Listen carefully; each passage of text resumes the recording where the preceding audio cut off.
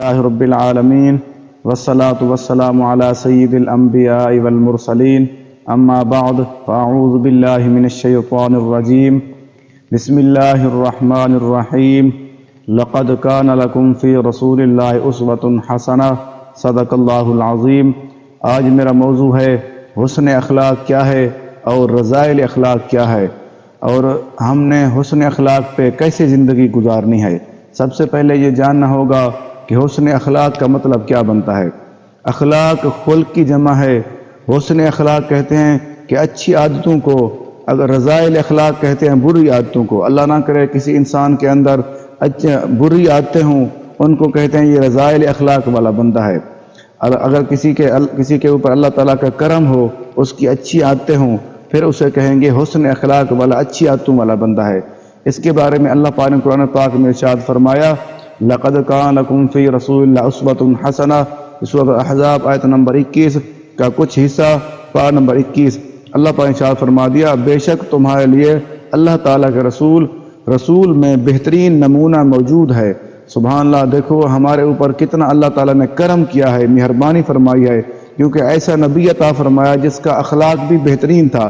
ویسے سارے نبی معصوم اور بہترین ہوتے ہیں، لیکن ہمیں کیا حکم دیا؟ ہمیں یہ فرما دیا کہ تمہیں یہ بہترین نمونہ تمہارے پاس میں نے بھیج دیا ہے، موجود ہے، اور تم نے ان کے اوپر عمل کرنا ہے، اپنے نبی کے طریقے پہ عمل کرنا ہے، اور جیسے انہوں نے کر کے دکھایا آپ نے ویسے کرنا ہے۔ ہمارے اوپر کتنا زیادہ مہربانی ہوئی، کتنا زیادہ کرم ہوا۔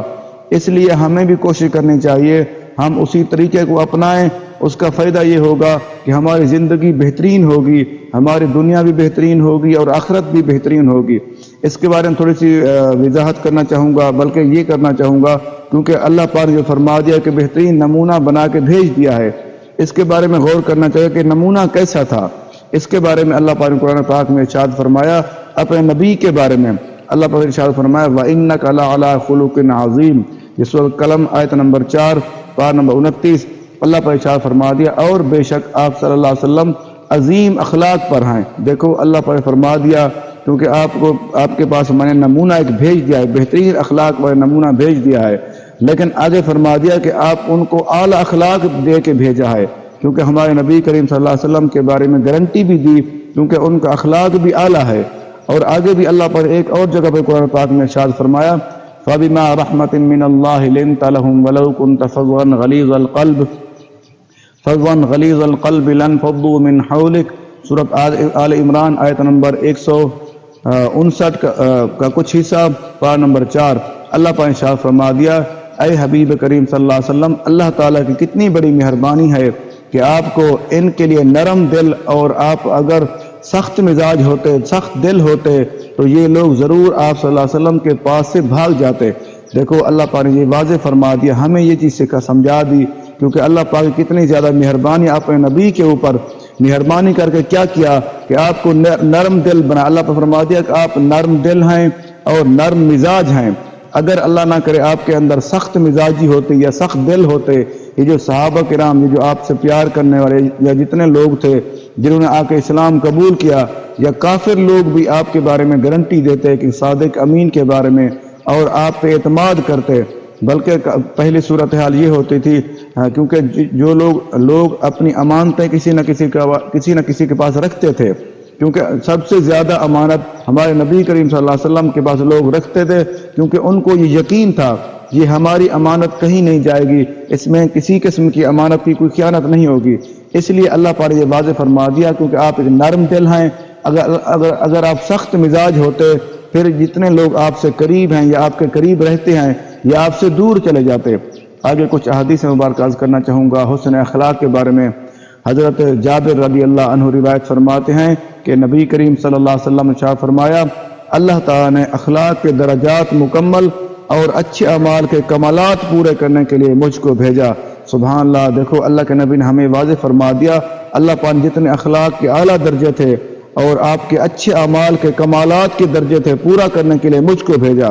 دیکھو نبی ویسے معصوم ہوتے ہیں، لیکن ہمارے نبی کریم صلی اللہ علیہ وسلم کا اتنا زیادہ مقام ہے، آپ کو تمام نبیوں کا بھی سردار بنا کے بھیجا، کیونکہ تمام جتنے بھی انسان ہیں، جتنے مخلوق ہے، تمام مخلوق سے، ویسے انسان اشرف المخلوقات ہے، لیکن انسانوں میں سے ہمارے نبی کریم صلی اللہ علیہ وسلم کا مقام سب سے اعلیٰ ہے، اور آپ کو اتنے اچھے کمالات دیے، اتنے اچھے درجات دے کے بھیجا تاکہ کسی قسم کی کوئی کمی بیشی نہ ہو۔ اگر ہم دنیا میں کوئی مکمل انسان کے بہترین مکمل و ہر حوالے سے انسان دیکھنا چاہیں تو آپ نبی کریم صلی اللہ علیہ وسلم کی ذات پاک کو دیکھ لیں، کیونکہ وہ کامل انسان ہے، اور کوئی کامل انسان نہیں ہو سکتا، صرف آپ کی ذات پاک وہ کامل انسان ہے۔ کیونکہ ایک حضرت واصف علی واصف رحمۃ اللہ علیہ فرماتے ہیں جو نبیوں کی بات ہوتی ہے وہ باتوں کی بھی نبی ہوتی ہے، سبحان اللہ۔ اس کا مطلب یہ ہے کیونکہ نبی کا جو کردار ہے وہ عام کردار نہیں، وہ کرداروں کا بھی نبی ہے، کیونکہ جو نبی کی بات ہوتی ہے وہ باتوں کی نبی ہوتی ہے، جو نبی کا کردار، جو نبی کا اخلاق ہے وہ اخلاقوں کا بھی نبی ہے۔ اس چیز پہ ہمیں غور کر لینا چاہیے۔ اگر ہم اچھے اخلاق اپنا لیں گے، حسن اخلاق کو اپنائیں گے، ہمارے اوپر اللہ تعالیٰ کی خاص رحمت اور کرم ہوگا۔ یہ کتاب الفضائل حدیث نمبر 3516۔ آگے ایک اور حدیث مبارک عرض کرنا چاہوں گا۔ حضرت جابر بن سمرہ رضی اللہ عنہ روایت فرماتے ہیں کہ سرکار دو عالم صلی اللہ تعالیٰ علیہ وآلہ وسلم نے ارشاد فرمایا، کامل ایمان والا مومن وہ ہے جس کا اخلاق اچھا ہے۔ سبحان اللہ، اگر کوئی انسان ہم میں سے اچھے اخلاق اپنا لے اس کا ایمان بھی کامل ہو جائے۔ اگر کوئی اللہ نہ کرے کسی کے اندر بد اخلاقی آ جائے یا رذائل اخلاق والا بن جائے، اس کا ایمان بھی کامل مکمل نہیں ہوگا۔ اس چیز پہ ہمیں غور کر لینا چاہیے، بلکہ توجہ دینا چاہیے۔ اپنے اخلاق، اگر اللہ نہ کرے کسی کے اخلاق برے ہیں یا کوئی کمی بیشی ہے، وہ اپنے اخلاق کو اچھا کر لے، اپنی عادات کو اچھا کر لے، تاکہ اس کا ایمان بھی کامل ہو جائے گا۔ یہ ابو داؤد شریف کی حدیث ہے، کتاب السنہ حدیث نمبر 4693۔ آگے ایک اور حدیث مبارک عرض کرنا چاہوں گا۔ حضرت ابو ہریرہ رضی اللہ عنہ روایت فرماتے ہیں کہ نبی کریم صلی اللہ تعالیٰ علیہ وآلہ وسلم نے فرمایا، بندہ حسن اخلاق کی وجہ سے دن میں روزہ رکھنے اور رات میں قیام کرنے والوں کا درجہ پا لیتا ہے۔ سبحان اللہ۔ دیکھو، اس کی مثال دینا چاہوں گا۔ اگر دو انسان ہوں، ایک نماز روزہ پڑھتا ہو، بہت زیادہ عبادت کرتا ہو، اور دوسرے کی عادات اچھی ہو، اچھے اخلاق والا ہو، اس کے بارے میں ارشاد فرما دیا کہ جو بندہ حسن اخلاق کی وجہ سے، اچھے اخلاق کی وجہ سے روزہ رکھنے اور رات کو قیام کرنے والوں کا درجہ پا لیتا ہے۔ سبحان اللہ۔ دیکھو کتنا آسان کام ہے۔ اگر ہم اپنی عادات کو اچھا کر لیں، پھر ان لوگوں کا درجہ ہمیں مل جائے گا جو لوگ راتوں کو عبادت کرتے ہیں اور دن کو روزے رکھتے ہیں۔ اللہ تعالیٰ نے ہمارے اوپر کتنا زیادہ کرم کیا، ہمیں بہت زیادہ آسان طریقے ارشاد فرما دیے۔ آگے ایک اور حدیث مبارک عرض کرنا چاہوں گا۔ حضرت ابو دردہ رضی اللہ عنہ روایت فرماتے ہیں کہ سرکار دو عالم صلی اللہ تعالیٰ علیہ وآلہ وسلم نے فرمایا، میزان عمل میں حسن اخلاق سے زیادہ وزنی کوئی چیز نہیں ہوگی۔ سبحان اللہ۔ دیکھو قیامت والے دن کیونکہ ہمارے جو اعمال ہوں گے ان کی گنتی نہیں کی جائے گی، ایک اللہ پاک نے بہترین انصاف رکھا ہے، وہاں پہ ان کو تولا جائے گا۔ یہ تولے کا مقصد یہ ہے، یہ بھی ہو سکتا ہے اگر کسی انسان کی کہ اتنی اچھی نیکی ہو، اس کا وزن سب برائیوں پہ بھاری بھی ہو سکتا ہے۔ اگر اللہ نہ کرے کسی کی برائی اتنا زیادہ سخت ہو، کسی انسان کی اس کی نیکیاں بہت زیادہ ہوں لیکن نیکیوں کی تعداد زیادہ ہو لیکن وزن کے حساب سے کم ہو جائیں، یہ بھی ہو سکتا ہے۔ اس لیے اللہ پاک انصاف رکھا، اگر کسی انسان کی ایک نیکی بھی ہے، یہ بھی ہو سکتا ہے وہ ساری برائیوں پہ بھاری ہو جائے۔ اس لیے فرما دیا جو میزان عمل میں حسن اخلاق کا سب سے زیادہ وزن ہوگا۔ دیکھو اگر کوئی انسان ہم میں سے، اگر ہم خود بھی یہ چیزیں اپنا لیں گے، حسن اخلاق والے بن جائیں، پھر اس کا مطلب یہ ہے کہ تمام نیکیوں سے زیادہ ہمارا حسن اخلاق بھاری ہو جائے گا، تمام برائیوں سے بھاری ہو جائے گا۔ کیونکہ اگر برائیاں ہوں گی چھوٹی چھوٹی، ان کا وزن کیا جائے گا، کیونکہ آپ نے فرما دیا جو حسن اخلاق ہے اس کا سب سے زیادہ وزن ہوگا۔ وزن اس لیے زیادہ ہوگا کیونکہ اللہ تعالیٰ کا اس کے اوپر کرم ہوتا ہے جو حسن اخلاق والا بندہ ہے۔ یہ ابو داؤد شریف کی حدیث ہے، کتاب الادب حدیث نمبر 4799۔ آگے ایک اور حدیث مبارک عرض کرنا چاہوں گا۔ سرور کونین صلی اللہ تعالیٰ علیہ وآلہ وسلم نے فرمایا، تم لوگوں کو اپنے مالوں سے خوش نہیں کر سکتے لیکن تمہاری خندہ پیشانی اور خوش اخلاقی انہیں خوش کر سکتی ہے۔ سبحان اللہ۔ دیکھو کافی دفعہ لوگوں کی عادت ہوتی ہے، وہ کوشش کرتے ہیں لوگوں کو راضی کرنا، لوگوں کو خوش کرنا، وہ دل میں یہ سوچتے ہیں، ذہن میں یہ بات سوچتے ہیں اگر ہم ان کو مال دیں گے یا مالی ان کی مدد کریں گے تو یہ ہم سے خوش ہوں گے۔ لیکن اللہ کے نبی نے ہمیں فرما دیا تم اپنے مالوں سے خوش نہیں کر سکتے، نہ ان کو کسی چیز سے خوش کر سکتے ہیں، بلکہ آپ خندہ پیشانی، مسکرا کے بات کرنا اور اچھی اخلاق سے انہیں خوش کر سکتے ہیں۔ سبحان اللہ، دیکھو ہمارے اوپر کتنا اللہ تعالیٰ نے کرم کیا۔ اگر ہمارے پاس یا کسی انسان کے پاس کوئی مال و دولت نہیں ہے یا کسی کو مدد کرنے کے لیے کچھ بھی نہیں ہے، اگر وہ عادات اچھی اپنا لے پھر بھی وہ لوگوں کو خوش کر سکتا ہے۔ کافی دفعہ یہ چیز میں نے اپنی زندگی میں تجربہ کیا ہے، کیونکہ کافی لوگ ہوتے ہیں ایسے بڑے محبت کرنے والے، ان کی عادات بڑی اچھی ہوتی ہے اور ان کو دیکھ کے بھی دل خوش ہو جاتا ہے، کیونکہ لوگ ان سے بڑے خوش ہو جاتے ہیں۔ حالانکہ وہ پیسے وغیرہ کوئی چیز نہیں دیتے، ان کو کسی کی مدد نہیں کر سکتے مالی حساب سے، یا ویسے بھی مدد نہیں کر سکتے، جانی جسمانی بھی نہیں کر سکتے۔ اگر ان کی عادات اچھی ہوں اور مسکرا کر بات کرنے والے ہوں، لوگ ان سے محبت کرتے ہیں اور لوگ ان سے خوش ہوتے ہیں۔ یہ شعب الایمان باب فی حسن الخلق، حدیث نمبر 8054۔ آگے ایک اور حدیث مبارک عرض کرنا چاہوں گا کہ سرکار دو عالم صلی اللہ تعالیٰ علیہ وآلہ وسلم شاہ فرمایا، دو خصلتیں، دو عادتیں ایسی ہیں جو منافق میں نہیں پائی جا سکتی۔ اللہ اکبر! دیکھو ہمیں اللہ کے نبی نے منافق کی نشانی بھی واضح فرما دی اور مومن کی نشانی بھی واضح فرما دی۔ آپ فرما دیا جو انسان منافق ہے، جس کے اندر منافقت ہے، اس کو سمجھ لینا چاہیے کہ اگر آپ نے فرما دیا کہ اس کے اندر یہ دو عادتیں، دو خصلتیں نہیں پائی جائیں گی، اگر اللہ نہ کرے کسی انسان کے اندر منافقت موجود ہے، اس کے اندر دیکھ لینا چاہیے کہ یہ دو عادتیں اس میں نہیں ہوں گی۔ پہلی عادت کون سی ہے؟ اچھے اخلاق والا۔ جو منافق ہے وہ اچھے اخلاق والا نہیں ہوگا، جو مومن ہے وہ اچھے اخلاق والے ہوتے ہیں۔ اور آگے فرمایا دین کی سمجھ، کیونکہ منافق لوگوں کو دین کی سمجھ آ ہی نہیں سکتی، کیونکہ جس انسان کو دین کی سمجھ آ جاتی ہے وہ مومن بن جاتا ہے، وہ منافق نہیں رہتا۔ اس لیے ہمیں پہچان بتا دی، جو انسان اچھے اخلاق والا ہے وہ سمجھ لے مومن ہے، جو انسان اچھے اخلاق والا نہیں ہے، رذائل اخلاق والا ہے، وہ سمجھ لینا چاہیے منافق ہے۔ اور آگے فرمایا جو انسان جس کو دین کی سمجھ نہیں ہے یا سمجھنا ہی نہیں چاہتا، وہ سمجھ لینا چاہیے کہ منافق ہے۔ جو انسان دین کی سمجھ رکھتا ہے یا سمجھنا چاہتا ہے، وہ سمجھ لینا چاہیے کہ مومن ہے۔ اس چیز پہ ہمیں غور کر لیں۔ یہ ابو داؤد شریف کی حدیث ہے، کتاب السنہ، حدیث نمبر 4682۔ آگے ایک اور حدیث مبارک عرض کرنا چاہوں گا کہ امیر المومن حضرت سیدنا علی المرتضیٰ شیر خدا کرم اللہ وجہ الکریم فرماتے ہیں کہ رسول پاک صلی اللہ تعالیٰ علیہ وسلم نے مجھ سے فرمایا کہ آپ فرماتے ہیں کہ مجھے فرمایا کیا میں اگلوں اور پچھلوں کے بہترین اخلاق کے متعلق تمہاری رہنمائی نہ کروں؟ دیکھو ہمارے نبی کریم صلی اللہ علیہ وسلم نے کتنا پیارا ارشاد فرما دیا۔ آپ فرما دیا جو اگلے لوگ جو پہلے گزر چکے ہیں ان کے اخلاق کے بارے میں بتا دوں، اور جو آنے والے لوگ ہیں ان کے بارے میں، اخلاق کے بارے میں تمہاری رہنمائی نہ کروں۔ تو حضرت علی پاک رضی اللہ عنہ فرماتے ہیں میں نے عرض کی کہ یا رسول اللہ صلی اللہ علیہ وسلم ضرور ارشاد فرمائیے۔ تو نبی کریم صلی اللہ تعالیٰ علیہ وآلہ وسلم نے ارشاد فرمایا جو تمہیں محروم کرے تم اسے عطا کرو۔ اس کا مطلب یہ ہے کہ جو چیز کسی نے کوئی چیز دینی ہو اس سے وہ محروم کر دے، نہ دے۔ آپ فرما دیا تم اچھے اخلاق والے اگر ہو تو وہ تم اس کو عطا کرو۔ اگر آگے فرمایا جو تمہیں ناراض کرے، جو تمہارے ساتھ ظلم کرے تو تم اسے معاف کر دو، اور تم میں سے تعلق توڑے، جو آپ فرما دیا جو تمہارے اوپر ظلم کرے تو تم ان کو معاف کر دو۔ اور آگے فرمایا جو تم سے تعلق توڑے، قطع تعلق کرے، تعلق کو توڑ دے، تم اس سے تعلق کو جوڑو۔ سبحان اللہ! دیکھو اچھے اخلاق کا طریقہ بتا دیا، جو پہلے والے لوگوں کا تھا، جو آنے والے لوگوں کا طریقہ ہوگا اچھے اخلاق والوں کا، وہ آپ نے فرما دیا جو تمہارے ساتھ جو تمہیں محروم کرے تم انہیں عطا کرو، جو تمہارے اوپر ظلم کرے تم اس کو معاف کرو، جو تم سے تعلق کو توڑے تم اس سے تعلق کو جوڑو۔ سبحان اللہ! دیکھو کتنا پیارا طریقہ ارشاد فرما دیا۔ یہ شعب الایمان حدیث نمبر 7956۔ آگے ایک اور حدیث مبارک عرض کرنا چاہوں گا کہ سرکار دو عالم صلی اللہ تعالیٰ علیہ وآلہ وسلم شاہ فرمایا میرے نزدیک تم میں سب سے زیادہ پسندیدہ اور قیامت کے دن مجھ سے زیادہ قریب تر کون ہوگا؟ وہ لوگ ہوں گے جن کے اخلاق سب سے زیادہ اچھے ہوں گے۔ سبحان اللہ!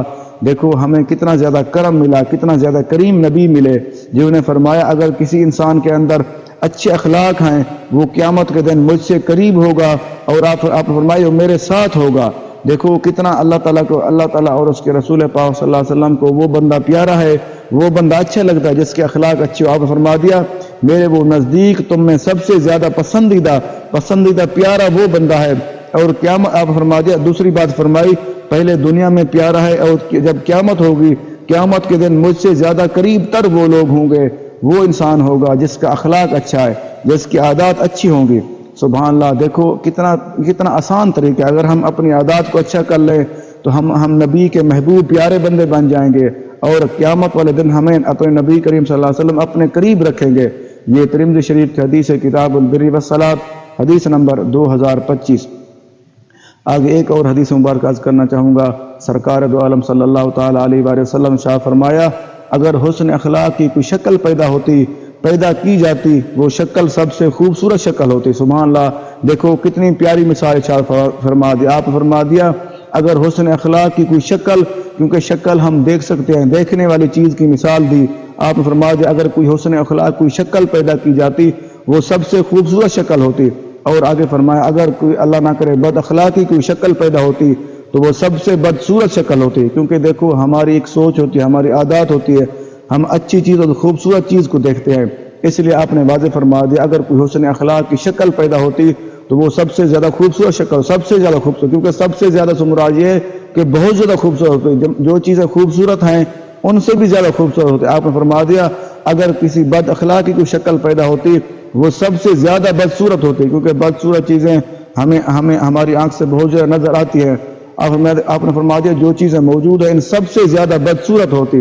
دیکھو ہمیں اس چیز پہ غور کر لینا چاہیے، اگر اللہ نہ کرے ہمارے اندر یا کسی ہمارے بھائی کے اندر یہ بری عادات پائی جا رہے ہیں، ان کو نکال دینا چاہیے اور اچھی عادات کو اپنانا چاہیے۔ آگے ایک اور حدیث مبارک عرض کرنا چاہوں گا۔ حضرت سعد بن حشام رضی اللہ عنہ فرماتے ہیں کہ میں نے حضرت ام عائشہ صدیقہ رضی اللہ عنہ سے پوچھا مجھے رسول پاک صلی اللہ علیہ وسلم کے اخلاق کے بارے میں بتائیں، تو حضرت ام عائشہ صدیقہ رضی اللہ عنہ نے فرمایا کیا آپ رضی اللہ عنہ نے قرآن پاک نہیں پڑھتے؟ میرے حضور پاک صلی اللہ علیہ وسلم کا اخلاق سارا قرآن پاک ہے۔ سبحان اللہ، دیکھو یہ بھی ارشاد فرما دیا اگر کوئی انسان قرآن پاک کو پڑھتا ہے، اس پہ عمل کرتا ہے تو اس کو سمجھ لینا چاہیے ہمارے نبی کا اخلاق یہی ہے، ہمیں ہمارے نبی کا جو طریقہ مبارک تھا وہ قرآن پاک ہے، سمجھ لینا چاہیے۔ یہ مسلم شریف کی حدیث ہے، کتاب الصلاۃ المسافرین، حدیث نمبر 139۔ آگے کچھ واقعات عرض کرنا چاہوں گا۔ ایک واقعہ حضرت زید بن حارثہ رضی اللہ عنہ اپنی والدہ کے ساتھ اپنے ننیحال اپنے نانا جان کے گھر جا رہے تھے کہ راستے میں بنو قین کے ڈاکو نے قافلے کو لوٹ لیا اور حضرت زید رضی اللہ عنہ کو مکہ پاک میں جا کر بیچ دیا۔ کیونکہ اس وقت رضی اللہ عنہ اس لیے کہتے ہیں کیونکہ وہ بعد میں مسلمان تھے، پہلے وہ مسلمان نہیں تھے، بیچ دیا۔ اور حکیم بن حزام نے اپنی پھوپھی حضرت خدیجہ رضی اللہ عنہ کے لیے ان کو خرید لیا۔ جب حضور اقدس صلی اللہ علیہ وسلم کے ساتھ حضرت خدیجہ رضی اللہ عنہ کا نکاح ہوا تو انہوں نے حضرت زید رضی اللہ عنہ کو حضور پاک صلی اللہ علیہ وسلم کی خدمت میں پیش کر دیا۔ حضرت زید رضی اللہ عنہ کے والدین کو بہت زیادہ صدمہ تھا، بہت زیادہ پریشان تھے کہ ہمارا بچہ گم ہو گیا، ہمارا بچہ ڈاکو نے لوٹ لیا۔ کیونکہ ایک والدین کو ایک دکھ ہوتا ہے کہ اگر کسی نہ کسی والدین کا بچہ گم ہو جائے یا کوئی بندہ اٹھا لے گم ہو جائے، ان کی حالت ہر وقت رونے والی، زار و قطار روتے رہتے ہیں، کیونکہ ان کے والدین بھی وہی پریشان تھے، پریشانی کے عالم مبتلا تھے، اور بہت سے لوگوں سے پوچھتے کہیں آپ نے ہمارا بچہ دیکھا ہے، کہیں کسی کو مل جائے، تو وہ بڑا پریشان تھے، وہ لوگوں کے ذمہ لگاتے تھے۔ کچھ عرصے کے بعد ان کی قوم کے ایک بندہ آیا حج کرنے کے لیے، تو اس نے حضرت زید رضی اللہ عنہ کو دیکھا، اس نے دیکھ لیا، اس نے کہا کہ اس نے غور کیا کہ کس کے پاس ہے، جیسے اس کو پتہ چلا کہ فلاں بندے کے پاس ہے، اس نے جا کر حضرت زید رضی اللہ عنہ کو والد کو بتایا کہ آپ کا بچہ میں نے فلاں جگہ پہ دیکھا ہے، فلاں بندے کے پاس ہے۔ پھر انہوں نے تیاری کی تو اس نے پہچان کر واپس گئے، تو انہوں نے حضرت زید رضی اللہ عنہ کے والدین کو جا کر بتایا کہ آپ کا بیٹا وہاں پہ میں نے دیکھا ہے۔ تو حضرت زید رضی اللہ عنہ کے والد اور چچا نے تیاری کی اور کچھ پیسے اٹھائے، کیونکہ جتنے اس وقت قیمت ہوتی تھی غلام کی، انہوں نے اتنے پیسے اٹھائے، بلکہ اس سے زیادہ پیسے اٹھائے، اور وہ تلاش کرتے کرتے راستے میں کچھ مشکلات بھی آئی ہوں گی، وہ مکہ پاک میں پہنچ گئے۔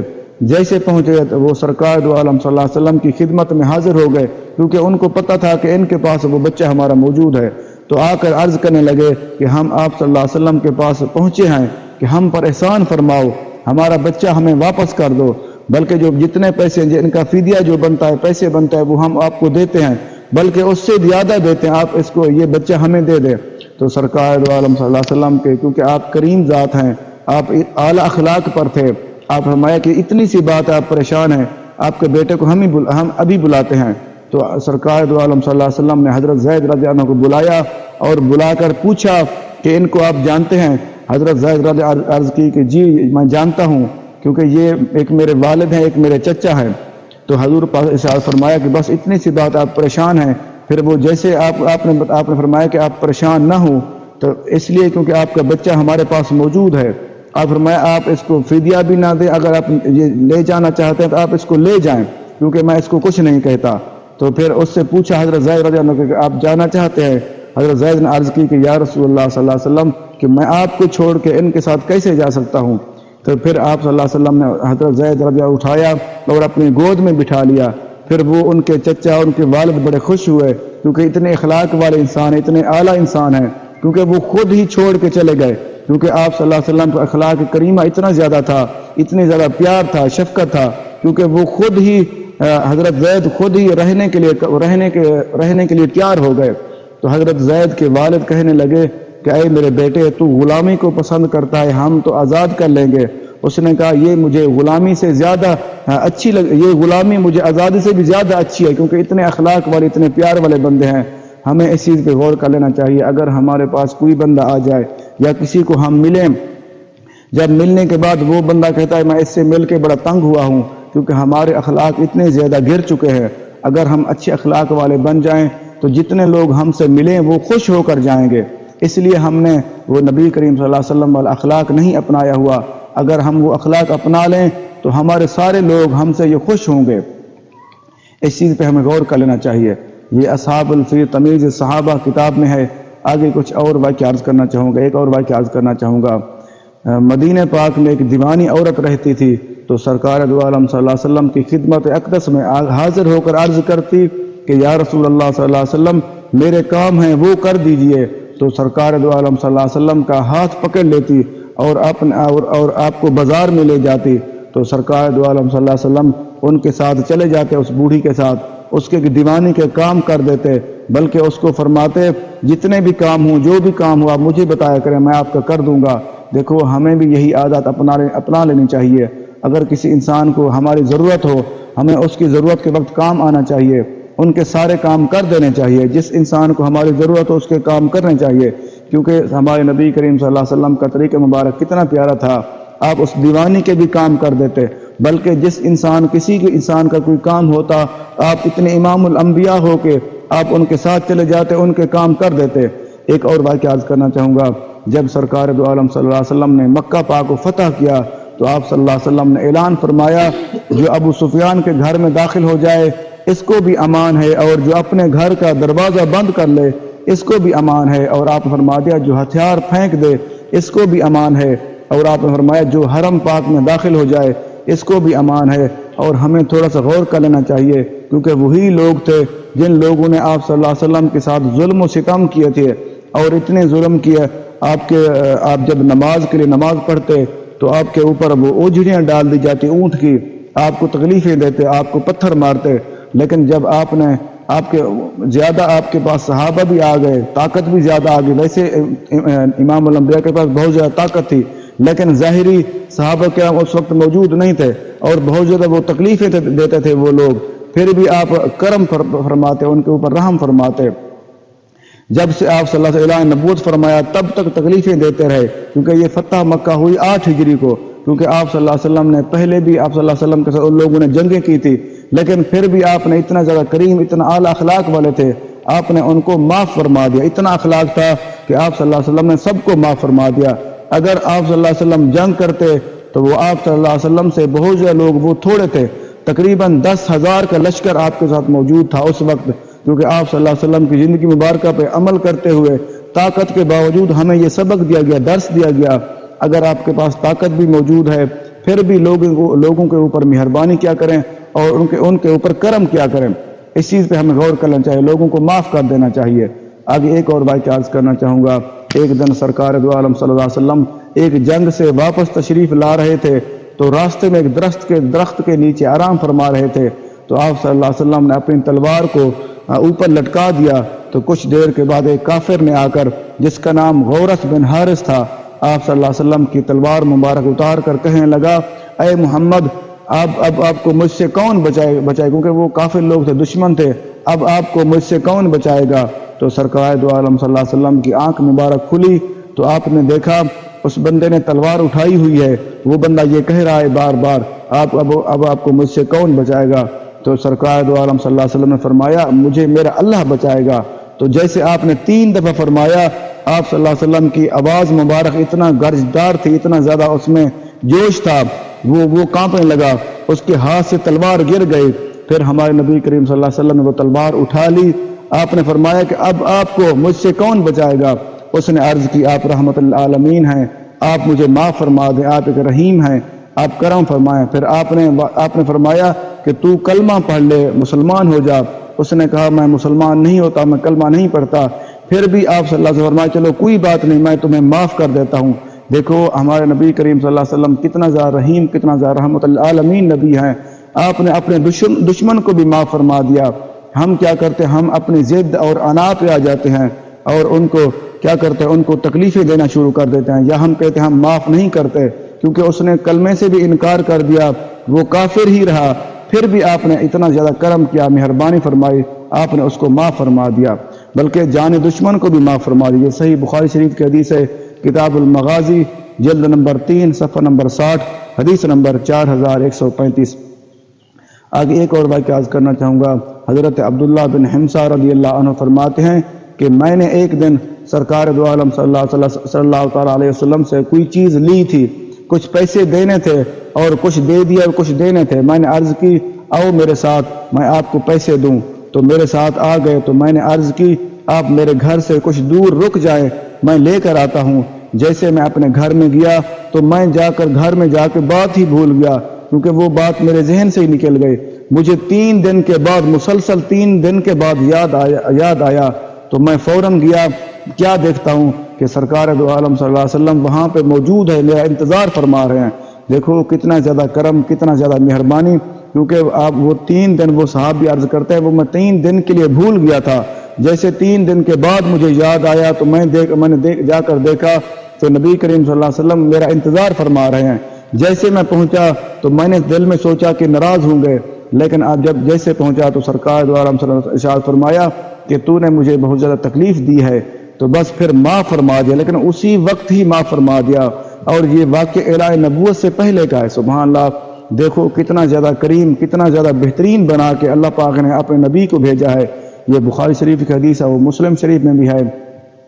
اس کے بارے میں علامہ اقبال رحمۃ اللہ فرماتے ہیں کہ میر کارواں ہے میر حجاز اپنا، اس نام سے باقی ہے آرام جاں ہمارا۔ سبحان اللہ، دیکھو میر کارواں کہتے ہیں سردار کہتے ہیں، سردار میر کہتے ہیں سردار کو، جو کارواں کہتے ہیں قافلے کو، جو ہمارے قافلے، جو ہماری صورتحال چل رہی ہے، یہ میر کارواں سردار ہمارے نبی کریم صلی اللہ علیہ وسلم ہیں، میر حجاز اپنا ہمارے نبی ہیں۔ وہ فرماتے ہیں اس نام سے باقی ہے آرام جاں ہمارا۔ سبحان اللہ، ہمارے نبی کریم صلی اللہ علیہ وسلم کی ذات پاک کی وجہ سے یہ دنیا میں سکون ہے، ہمیں یہ آرام اور سکون ملا ہوا ہے، کیونکہ آپ کے کرم سے، آپ کی مہربانی سے، آپ کی رحمت سے، آپ کی شفقت سے۔ اس لیے ہمیں بھی چاہیے، ہمیں وہی اخلاق اپنانے چاہیے۔ اور ایک بزرگ رحمۃ اللہ فرماتے ہیں، برے اخلاق کی مثال دیتے ہیں کہ برے اخلاق والے کون لوگ ہیں اور اچھے اخلاق والے کون لوگ ہیں۔ وہ فرماتے ہیں برے اخلاق والے وہ لوگ ہیں اور اچھے اخلاق والے وہ لوگ ہیں۔ برے اخلاق والوں کی 3 نشانیاں، وہ فرماتے ہیں برے اخلاق والے جو ہیں ان کی 3 نشانیاں ہیں۔ پہلی نشانی کیا ہے؟ پہلی نشانی وہ ہے وہ زیادہ باتیں کرے گا، زیادہ باتیں کرنے والا ہوگا، اور فرماتے ہیں وہ فضول باتیں کرے گا۔ دیکھو اس چیز پہ ہمیں غور کر لینا چاہیے۔ اگر کوئی انسان بہت زیادہ باتیں کرتا ہے، بہت زیادہ بولتا ہے، لیکن اس کی باتیں فضول ہوتی ہوں گی، کسی مقصد کے بغیر ہوں گی، وہ سمجھ لینا چاہیے وہ برے اخلاق والے۔ اور آگے فرماتے ہیں کہ جو اونچا بولنے والا ہوگا، جو اونچا بہت زیادہ لوگ ہوتے ہیں اونچا بولتے ہیں، لوگ اپنے گلے پھاڑ کے باتیں کرتے ہیں اور باتیں فضول ہوتی ہیں، یہ بھی سوچنا چاہیے، وہ بھی برے اخلاق والا ہے۔ اور آگے فرماتے ہیں تیسری بات کیا ہے؟ تیسری بات کیا ہے؟ اس کے اندر تکبر کرنے والا ہوگا۔